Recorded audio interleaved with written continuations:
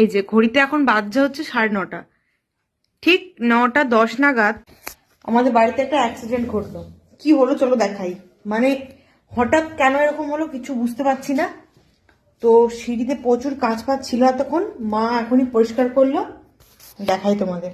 এই যে কাঁচ ভাঙাগুলো এখানে সব জড়ো করে রেখেছে মা।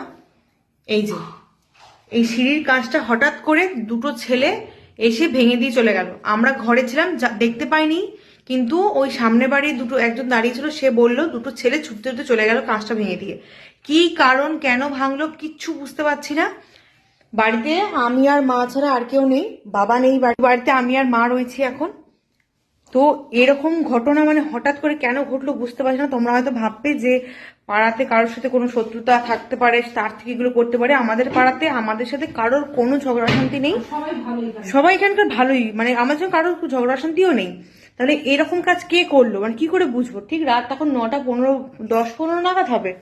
তো কাঁচটা ভেঙেছে আমরা বুঝতেও পারিনি, কিন্তু এত জোর আওয়াজ হয়েছে যে আমরা বেরিয়ে দেখতে দেখতে তারা ছুটে চলে গেছে।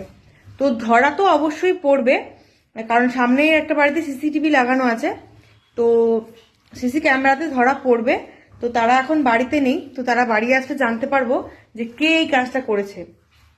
তো তোমার